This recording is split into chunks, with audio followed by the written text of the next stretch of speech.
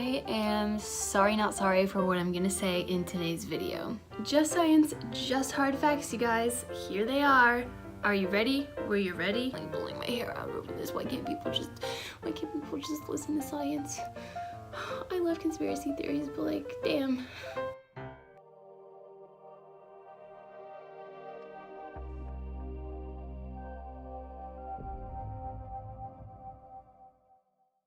What's up guys, Savannah here from Blissful Bohemian Holistic Health for the Modern Day Hippie. If it's your first time on my channel, hello, welcome. Give you a little intro of myself. I'm a chemical engineer, which is going to come into the discussion a little bit today. An AFA certified personal trainer and your holistic health guru. Today and this week at Blissful Bohemian, we are talking about vaccines, and girl, it has been a nail biter. Diving right in, I am someone who can see both sides of almost anything. I am someone who likes to always look at both sides of the picture, even if it's with a personal opponent that I have. I feel like I have a good amount of empathy and I can always see where someone is coming from and know why they do the things that they do. Try to get in their brain, understand, and a lot of that comes with maturity and meditation and just really trying to have a kind heart. Whew, but this tests me. So I guess I'm essentially debating myself today. I do have a definitive opinion on the matter, but like I said, we're gonna talk about both sides, we're gonna weigh in both sides, and we are going to, like with everything at Blissful Bohemian, bring in science, because at the end of the day, the facts win. The point of this video is for you, my Bohemians, if you are subscribed, to know all the facts, to know why certain people, pro or anti-vaxxers, think the things that they think, why they argue things that they argue. A lot of the times when I don't know how I feel about a topic, or if I feel very strongly about a topic, I like to listen to like YouTube debates of both sides, so I know like what are the main arguments for both sides. So we're gonna talk about main arguments for both sides today on the topic of vaccines. Buckle in, it's gonna be crazy. Hopefully my Bohemian side with science, but to each their own. And some people may be expecting me to have a certain opinion. I am a chemical engineer. I've had my degree for 3 years in May. I work hands-on with chemicals all the time. I know how things are working on a molecular level.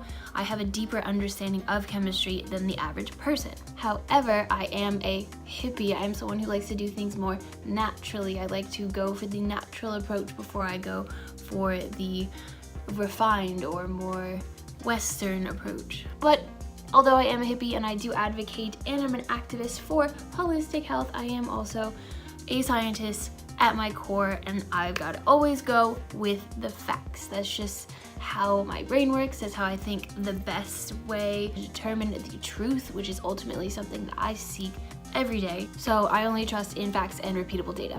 I will be citing down below exclusively medical and scientific journals. Will someone please look at this bitch here?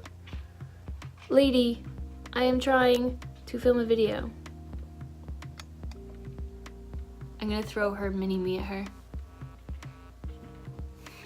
And yes, if you're wondering, I did vaccinate my cat. I will be citing only medical and scientific journals exclusively down below. So things like the FDA, the CDC, the US National Medicine Library, nothing from extraneous like mommy blogs or forums, nothing like that. I'm only citing things that are directly linked to clinical trials. Let's actually start by defining science and the scientific method. The scientific method proves that something is true. A phenomenon must be repeatable in order to pass the test of the scientific method. The scientific method includes systematic observation, measurement, and experiment. So if you can't repeat things and put them through those 3 things that I just named, it's not science. If it doesn't keep passing those tests, it's not science. Science is always going to be ruled by scientific law and therefore will be observable and repeatable. In the case of vaccinations, clinical trials are the scientific methodology. Oh my god, me and my friends have a joke about the word methodology. Sorry. What I'm trying to say is clinical trials are how the scientific method is used to prove the effectiveness or non-effectiveness of vaccines. Also understand that people like to manipulate data. They like to skew numbers and graphics. They like to include or exclude information that would be against what they're trying to prove as the truth. So make sure you always investigate the numbers that you see. See that little tail there? Make sure you always investigate the numbers that you see, where they're coming from, especially infographics. Let's now define a big anti-vaxxer term, which is Big Pharma. Big Pharma refers to the mass of pharmaceutical companies that literally profit off of disease. It is a problem, believe me. Blissful Bohemian is mostly founded because I want people to know what the heck is actually going on in the health industry, and Big Pharma is one of the biggest enemies of public health, to be honest. I don't trust all doctors. I'm suspicious of every prescription that I get, every injectable that they want to give me. Big Pharma is the reason that people are dying because they can't afford EpiPens and insulin shots, because they're like, what? The last time I checked, EpiPens were something like $800. When we're putting private profit over public health, that's just systematic political failure. A topic for a totally different video. Another topic for a video would be what I think about the cancer industry and how goddamn profitable it is. Seriously, cancer is like ridiculously profitable. I do love a good conspiracy theory, but I don't live in delusion. At least I think. But the world is a dark, dark place, and I don't put anything past anybody, especially Big Pharma. So, in conclusion, not a fan of Big Pharma. So the first subject that stands out to me when we're going to talk about vaccinations, we're going to be talking about children a lot, obviously, because that's when they get the most vaccines. Currently in the US, higher than any other nation on this planet, newborns to 6 years old have 36 vaccinations on their schedule. Whoa, that's a lot. Some of these include stuff like rubella, measles, mumps, polio, hepatitis A, hepatitis B, influenza, rotavirus, tetanus, the list goes on. There's a lot of different things that we're getting vaccinated for, and most of those are deadly or incredibly crippling. However, because of the anti-vax movement, more than 1 in 10 children are not getting all the vaccinations, if any of the vaccinations that they need. Did I just give out my opinion? Comment below your experience and or opinion on vaccines. I want to know what's in your brain. The next topic on the anti-vaxxing train is is autism. Oh, this one really hits home. This one like brings tears to my eyes. Like, it's 2019. Are we really still talking about this? Autism isn't a bad thing. Most people don't even know what it means. In fact, I am mildly autistic. I am mildly functioning autistic person. It just means a different operating system. It's not a disability most of the time. It's just, I'm different, I'm weird. And it's completely genetic. It has nothing to do with vaccines. And in fact, the notion that it has anything to do with vaccinations came from a faked study. The widespread fear that vaccines increase the risk of autism originated with a 1997 study published by Andrew Wakefield, a British surgeon. The article was published in The Lancet, a prestigious medical journal, suggesting that measles, mumps, and rubella, the MMR vaccine, was increasing autism in British children. The paper has since been completely discredited due to serious procedural errors, unclosed financial conflicts of interest, and ethical violations. Andrew Wakefield lost his medical license, and the paper was retracted from The Lancet. And furthermore, what kind of parent are you? Ooh, I'm already getting angry. What kind of parent are you? Bring out the little Hispanic side real quick, gonna get a little sassy, I guess. What kind of parent are you that you would rather have a dead or disabled child than an autistic one? I bet you probably don't even know what autism really is. Next on the vaccination express train, composition of chemicals within the syringes of your vaccine. Let me start by saying that chemistry is not a simple topic. Wow, who knew? To say that you know what is in a syringe just by reading the ingredients label, that level of ignorance is just, it blows my mind. You can literally overdose from water. There was this lady in my childhood, I remember my mom showed me an article about, where she competed in this thing called Hold Your Wii for a Wii. She drank a gallon of water, and it was like you had to not go to the bathroom, you hold your Wii for a Wii, like a Nintendo Wii, which was all the rage at the time. No one could get it for their kid come Christmas time, so she was like, I'm gonna compete. And she died. She literally drowned her organs. She died from water overdose. So the dose makes the poison. If you don't understand chemistry, if you haven't taken more than 10th grade chemistry, please don't pretend like you actually know what's going on molecularly in a vaccine. Please don't pretend that you know anything based off your Google research. Please don't pretend that you know what I know after 4 years of studying and 3 years in industry. I don't even think I know that much. I think I'm stupid as heck. Like, I don't think I even know that much about chemistry, but I certainly know more than what you can find on Google. Chemistry isn't straightforward. Again, look at this example.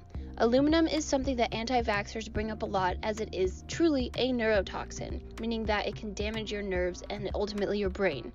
But as you can see from this graphic, aluminum metal and aluminum salt are vastly different. Same number of protons, same element, but entirely different in physical structure. Aluminum is used as an adjuvant, which helps enhance the immune response in vaccines that don't contain a live virus. Another example of how chemistry isn't straightforward and that looking at ingredient labels don't tell you the whole picture is this. One of the chemicals in an apple is arsenic. Where is it contained in the apple? It's in the seeds. But if you were to look at an ingredients list for an apple, you would find arsenic listed. Chemicals can be misleading, and chemistry is an incredibly complex subject. I did talk on Tuesday about the flu vaccination, particularly about ethyl mercury. Go check that out below. I'm actually not super into the flu shot just because it's only effective 40 to 60% of the time, and the cost benefit analysis for the amount of mercury that you're putting in your body versus like something effective, you can still get the flu. And I personally always have a reaction to the flu shot, so I'm not super pro flu shot, but there are special groups like pregnant women, infants, elderly, immunocompromised people that they should, if they can, they should always get the flu shot. Next on the Vaccination Express, we're talking about herd immunity. Not everybody can get vaccinated. Some people have immunity problems, some people have allergic reactions to it, some people are just babies and they're too young, they can't get vaccinated yet. They might be, a month before their measles vaccination was scheduled and they get exposed to measles and they catch it. Ooh, fun. That's actually going on a lot in the US right now. And there's a lot of, I saw this one post, you guys. It was this mom like, how can I prevent measles? Lady. Herd immunity is a form of indirect protection from infectious disease that occurs when a large percentage of a population has become immune to an infection, thereby providing a measure of protection for individuals who are not immune. So when the herd stops being immune because people start getting vaccinated, those who can't get vaccinated are no longer protected by herd immunity. Babies are dying because of your dumb ass choices. I am looking at you, mother who thinks she knows everything because she's read those conspiracy websites or the forums or the mommy blogs or anything on Google that's not .gov or .org, that are from completely illegitimate sources. It could even be your child that dies. It could be them. Maybe not now, maybe not when they're young, maybe when they're a bit older, 15, still not old enough to consent for themselves to get the vaccine. That is the hard, cold truth, my friends. The anti-vax movement is one of the dumbest, most science-vacant ideas that I can't even comprehend how dumb it is. Like, I legitimately wouldn't even care, but it's like you are putting other people at risk. If you want your kid to catch polio and be disabled for the rest of their life, whatever. Survival of the fittest. But other people are suffering because of your stupid ass choices. Here's a graphic for the direct correlation of vaccine eradication compared to how much the population is vaccinated. The argument that a lot of anti-vaxxers make is, oh, I only want to do things naturally. I don't want nasty chemicals going into my little offspring's body or my body, which, by the way, if you're not eating completely clean all the time, that's happening regardless. Even if you're eating stuff like fish, you're still getting subjected to mercury. The American food industry has like zero integrity. That's a topic for another video. I think I've listed like 3 topics already for videos I want to make. Comment down below if any of those things that I've listed you'd like to see a video on. Meanwhile, those same people use a computer. They wear glasses. Like, they're literally typing on their computer, which is not something natural at all. A computer is not a natural thing. We built it. It is a Western invention. I just always want to do things naturally. Let me tell you something. I am a holistic health advocate. We know that, right? I am super pro doing things naturally, but I am not dumb enough to know that the natural way is always the best way. Sometimes it's not. Ugh, I gave myself like a little headache from this, you guys. I don't know what else I can say on this topic. Like, some people just make up their minds and that's the end of it. Of course, do your research, whatever. But make sure it's from a credible source, okay? Ugh, please make sure it's from a credible. The CDC. The FDA, I don't like them that much, but they are .gov, so talk to your doctor, talk to people who are doctors that are not your doctor, talk to chemists, talk to biologists. I've never met a scientist or doctor that was an anti-vaxxer, okay? Let me just say that. So yeah, do your research on everything that you eat, that goes on your skin cosmetically, blog post about that below, shameless plug, and everything that gets injected into you or your offspring's body. But please, do not confuse your Google research with a freaking medical degree and data consistent science. Of course, watch out for any adverse reactions to the vaccinations that hopefully you're giving your child. And to summarize everything, for me, the cost-benefit analysis for vaccines checks out. Yes, some of the things that are in the vaccines are not the most amazing, but I'm gonna put mercury in me and my offspring's body so that they don't get polio or die of measles or die of all the other things that vaccines are for, okay? Are all vaccines made equal? No, obviously not. I'm not super into the flu shot, but most of them are good, okay? Thanks so much for watching this super frustrating video that I had to make, but I had to get it out there, you guys. What are you gonna do? What are we gonna do?